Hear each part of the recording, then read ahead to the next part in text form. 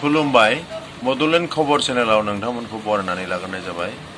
इलेक्शननि फोसावदिंनाया दिनै बेलासिनि 5 बाजिनाय लोगो लोगो जोबगोन। दा मोनफ्रोम दोलोआनो बिराद नाजायै जेरैबो मेंनाय गैयाजासे फोसावदिंनाय हाबाफारिखौ खालामगासिनो बिथांमोनहा। बेबायदिनो मैया हाग्रामा महिलारि बिथाङा गसाइगाव समस्तियाव गोबां मिटिं खालामदों, केम्पेनिं खालामदों गावसिनि केन्डिडेट एनडिए केन्डिडेट सभाराम बसुमतारीनि जानानै।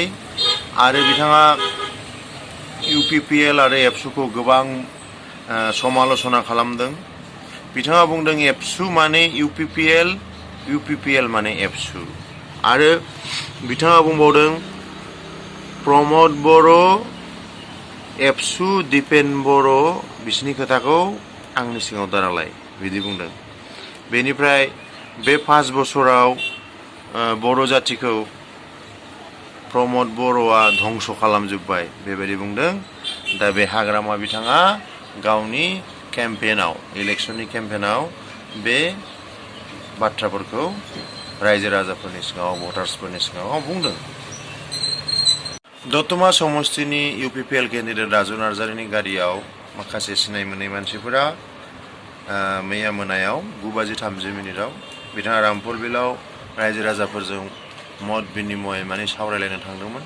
दा बे समावनो अन्थाइ फैदों बिथांनि गारियाव आरो गारिया क्षति जादों। बिथाङा सेरफांगुरि थानायाव एजाहार होबाय। आसामनि अपिनियन पल जे दा ओंखारगासिनो दं ससियेल मिडियायाव, बेवहाय आसामाव एनडिए खौनो देरहागोन बेबायदि माबागासिनो, बिसोरखौ 100नि खाथिसिम सिट मोनगोन होनगासिनो। बेनिफ्राय कंग्रेस प्लास जे कंग्रेसजों जेफ्रा एलायन्सआव दङ बिसोरखौ बिदिनो 30नि खाथि खाला बिदि मोननो हागौ बिदि।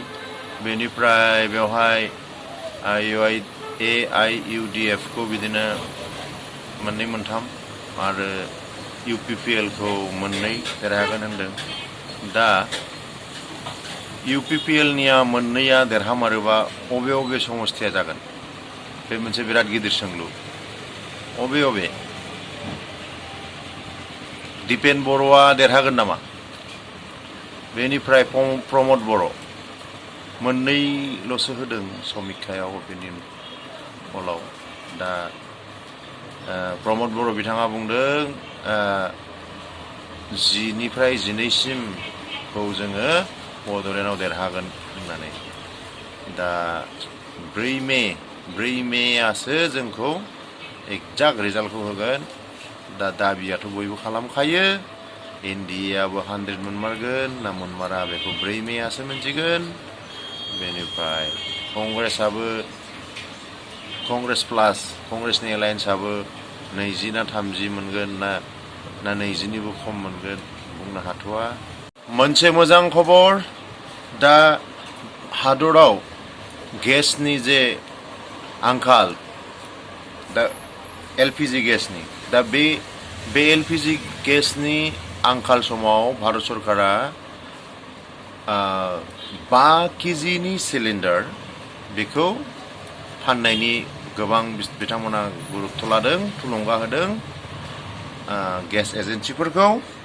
बिथांमोनहा बुंदों जे खालि आइ कार्ड होनानैनो, आइडि मोनसे होबानो, आइडि प्रमाण होबानो 5 केजिनि सिलिन्डारखौ बायनानै लानो हागोन होननानै। मोजां खबर बियो।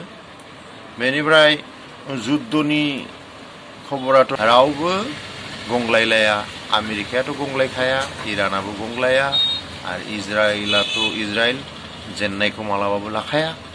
दा बेबायदि अबस्था जानानै दं। बेखायनो गेसनि जे अबस्था बेबो बेबायदि जानानै दङ। नोंथांमोनहा बड'लेण्ड खबर चेनेलखौ अन्नानै साबस्क्राइब खालाम, लाइक खालाम आरो शेयार खालाम। आरो नोंथांमोनहा जे बे बड'लेण्ड खबर चेनेलखौ नायदों बेनि थाखाय गोजोननाय थाबाय। जोबोद साबायखर, गोजोन्थों।